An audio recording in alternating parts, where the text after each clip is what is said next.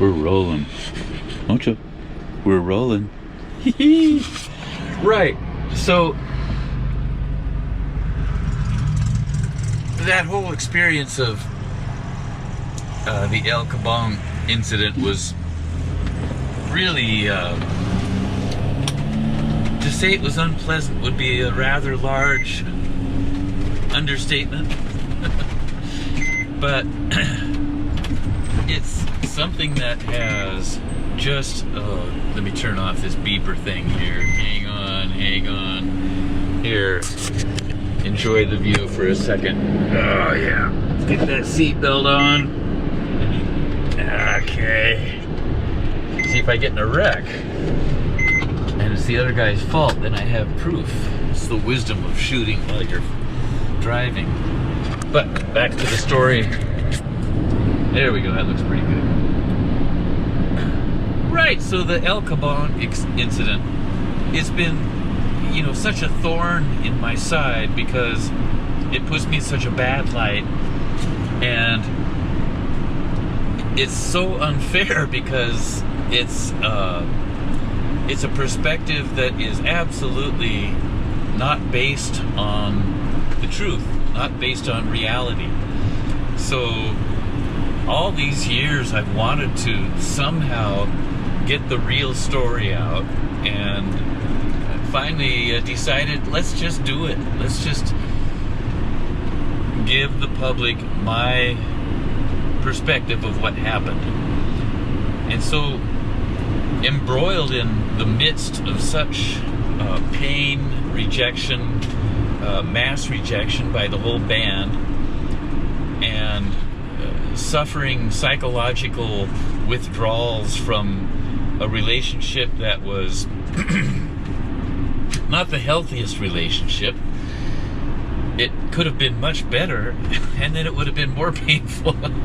But the withdrawals from an addictive kind of romance that I had, it was really, really difficult. And so, and it was not the kind of thing that I could talk about with Ann and Ness, because their agenda didn't include what was really truthfully going on. It couldn't, because then they would look bad. So when this finally comes out and is viewable by people, of course it'll still be up in the air. Oh, that Roger's full of shit or whatever, but all I can do is tell my truth, and that's what I'm doing. So what else? What's another question that you have, Mr. and Mrs. Public? You may wonder, what? What would you wonder?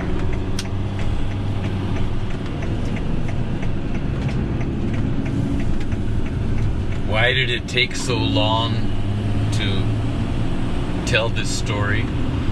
Well, part of the reason is because the book that my brother and I are writing, entitled Bros, which is a dual autobiography, that's where I intended to tell the story, and it will be in the book. But the book will probably be the result of, in part anyway, be the result of videos that we have taken, like this one, where the text in the book is derived from the video.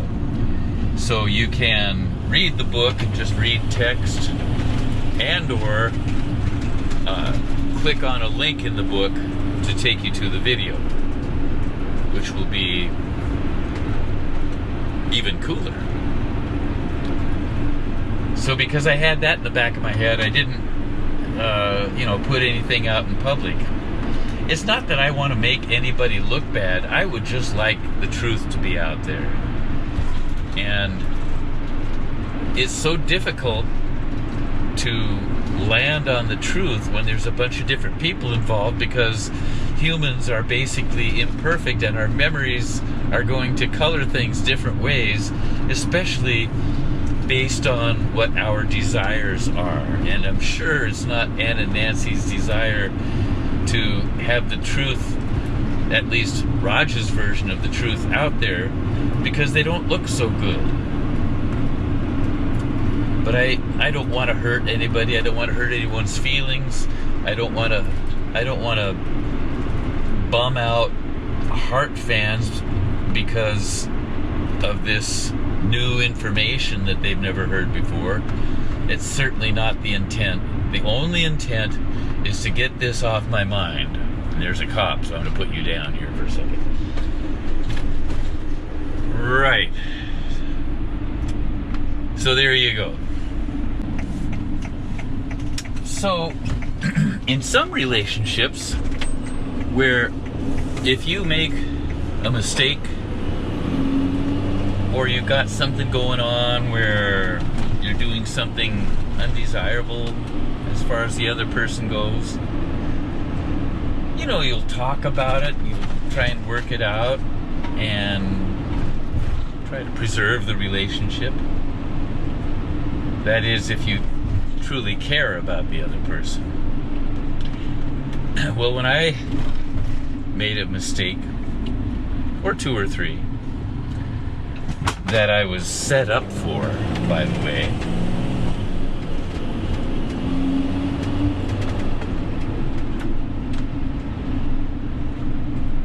there was no forgiveness. There was no, well, can we work this out? No, there wasn't any of that. And I can understand that. I can totally understand that. But in retrospect, it was clear that there was not a whole lot of caring or love involved there at the end. There were other forces at play that dictated that I should get out of the equation, and that would make everything so much better for these other people. And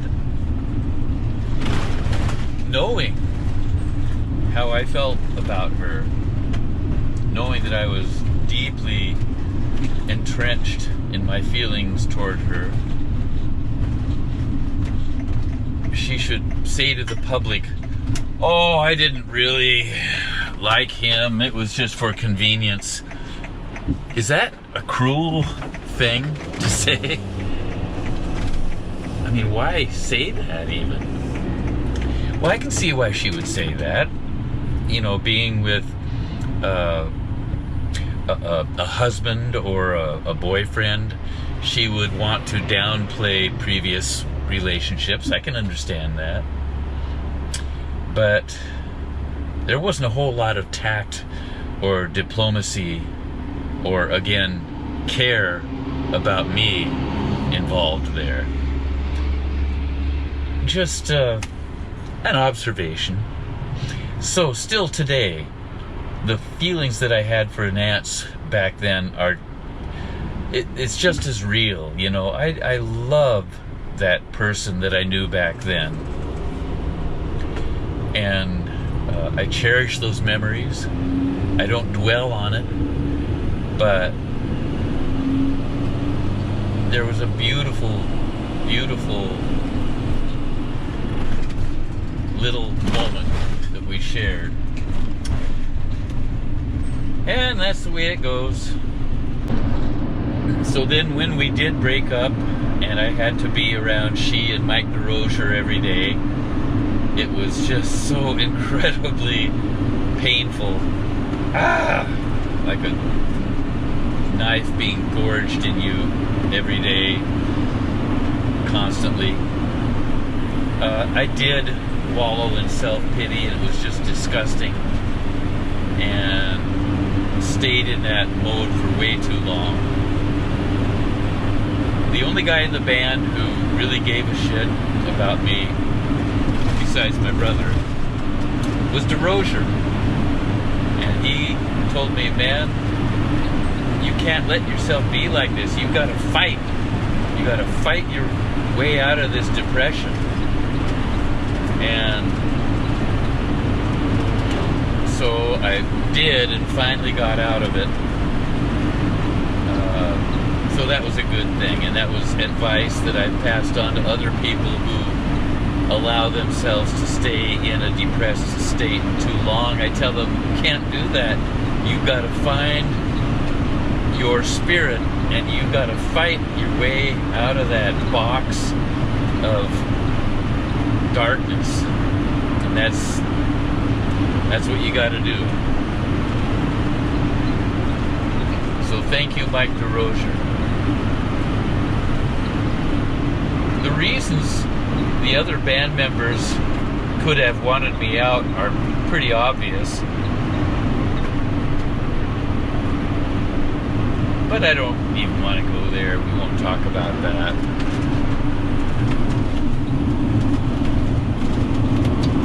What else?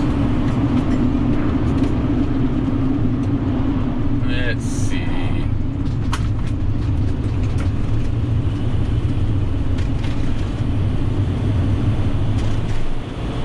Yeah. So the way that Nance and I got together was this. Lou Wilson, Anna Nance's mom, had picked me up to give me a ride to their house so Ann and I could work on arranging songs for our live show. This is when we first got together in our band Hocus Pocus. I didn't have a car, so Lou and Ann came out to Bothell and picked me up. And I met her dad, and we talked a little bit, and then Ann and I walked up the stairs to go up to her bedroom to work on music. But on the way up the stairs, I saw a picture on the wall of her little sister, Nancy. Oh my God! I was so struck. It was just love at first sight. It was like, I don't know what it was, but man, oh man, it hit like a ocean wave to where you don't have any control over this any longer. You are swept away by a force that is way bigger than you. So at that moment, I was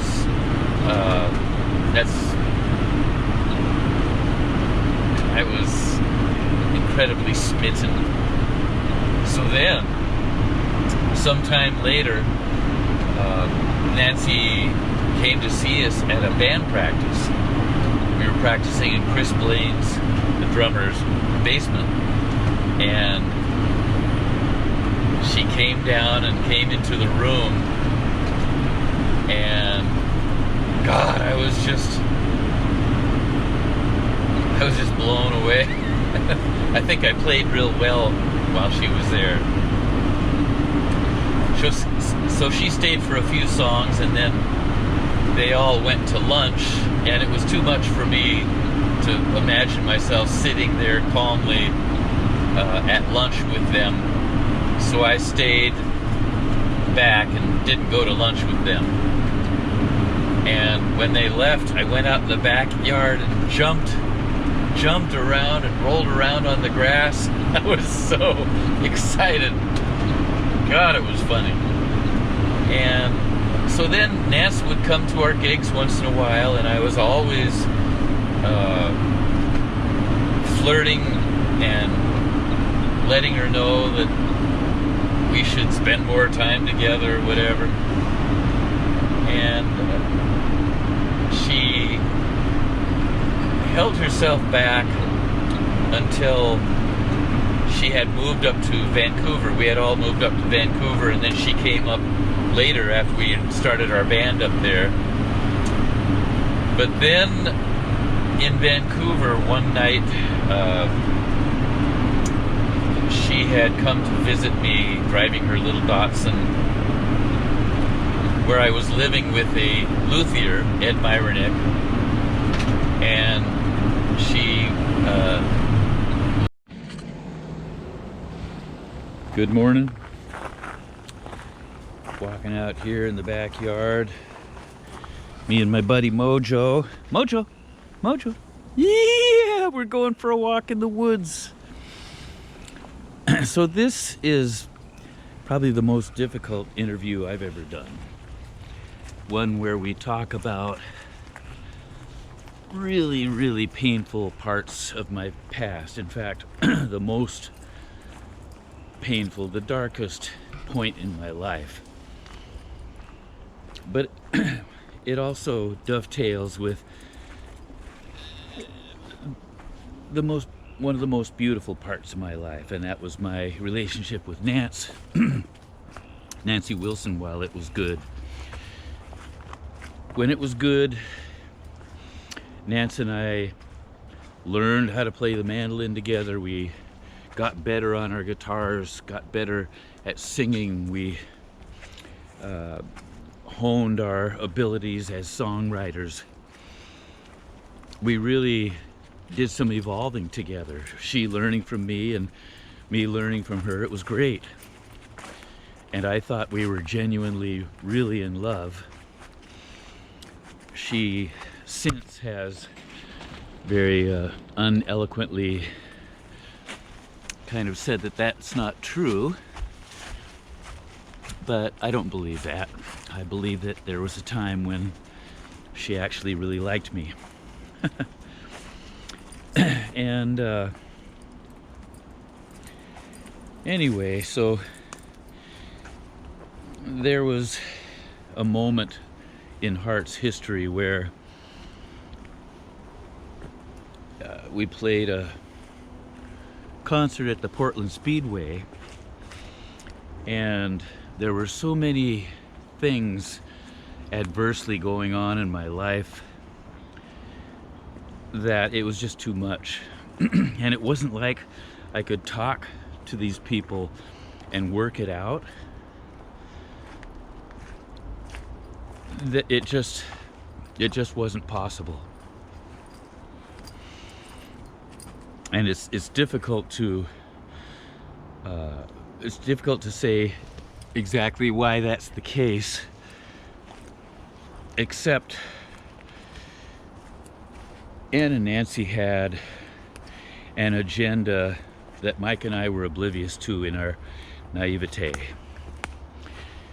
When we created the Heart Corporation, Nance and I and Mike and Ann were a team. Mike and I deeply caring about them, watching out for their best interests, and we insisted that Ann and Nance own 51% of the partnership. Why? Because we loved them, and we cared about them, and we wanted the best for them.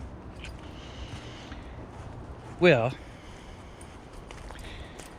it wasn't long after that things started to kind of unravel, and the truth came out that Ann and Nance were really interested in power and control. And I don't know that either one of them genuinely cared all that much about us, at least judging from their actions. So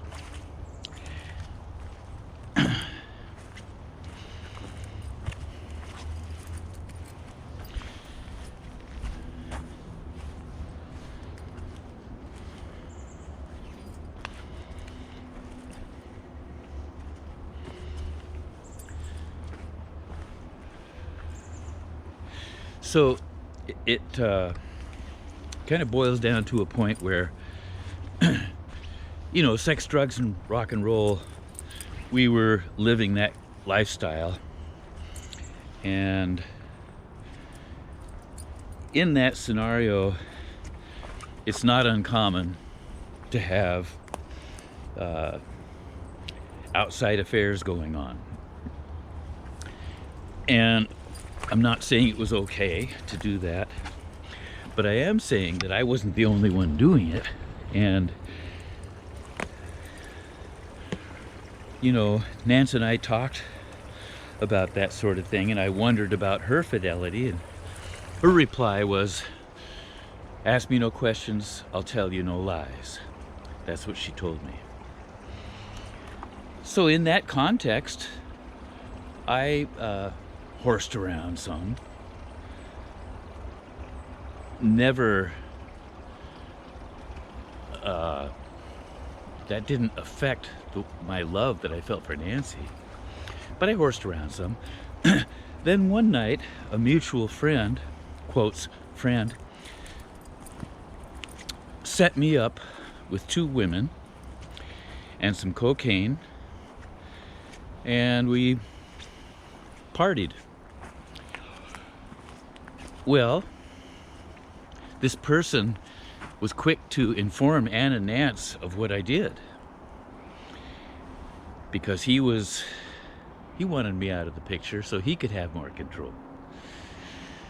And in retrospect, it's amazing to see the people that you knew and trusted, that you worked with, how some of them, all they wanted was more control.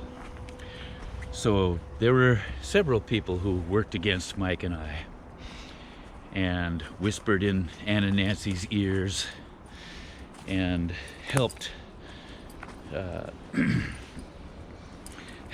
and Nance see the wisdom in getting us out of their lives. So while this was going on,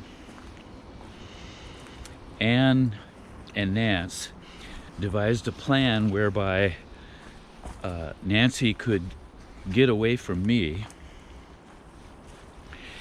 and get together with the drummer, Mike DeRosier.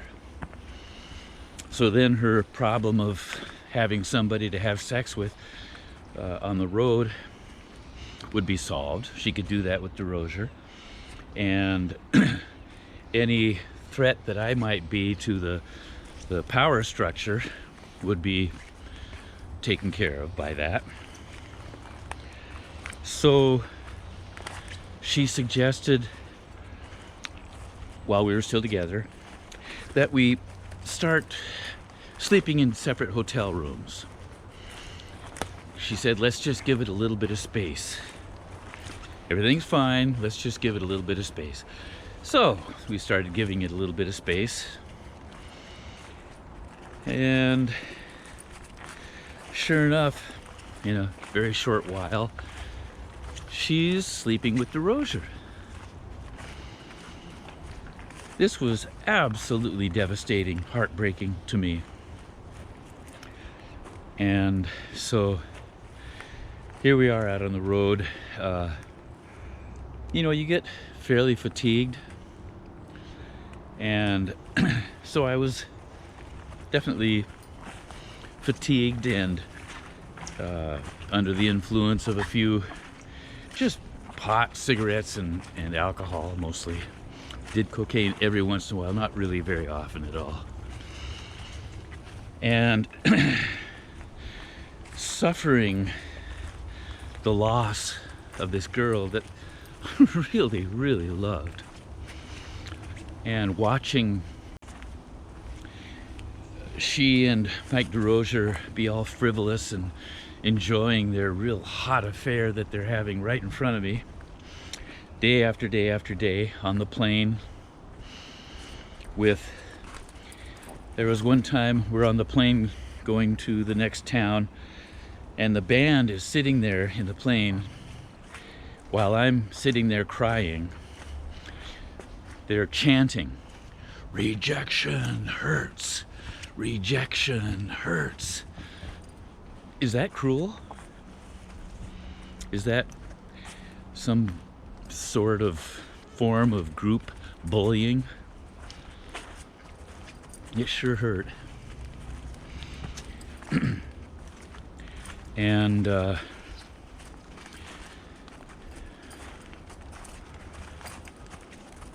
so while this sort of stuff is going on, one day we did a gig at the Portland Speedway. Probably 50,000 people there or something. And I'm just torn and in agony inside. And toward the end of the set, my guitar wouldn't stay in tune. And so I couldn't even make music properly. And it was just too much. It was just too much. So I took the god dang guitar and smashed it on the stage. Definitely wasn't part of the act. It was sheer frustration and a devastated heart. And so then back in the dressing room, I knew what Ann and Nance had done, how they had devised this plan to get me away from Nancy and to get her together with DeRosier. And they had done it deliberately to hurt me and get revenge, which is what their book is all about, and their family seems to be all about, from what I read from the book. So I couldn't talk about this with them because they didn't care about me. They didn't want to forgive me for anything that I'd done. They didn't want to help me. All they wanted was for me to get out of the picture because I represented a threat to their power. Because I was one of the biggest sources of creative input in the group. Therefore, a threat to their power. So I don't know what they were saying in the dressing room, but because I couldn't speak, I couldn't communicate my frustration, I picked up a guitar and threw it against the wall. Well, of course, they took that and claimed that I threw it at Nancy, which wasn't true, which further supported the idea that they just wanted to make me look as bad as possible to help with justifying getting me out of the band. So that's pretty much it. Just the two most cruel people I've ever met. And I've been painted as the bad guy all these years, and I wasn't the bad guy. I cheated on Nance, she cheated on me, but to the public's eye, I cheated on Nance, and that's all they know.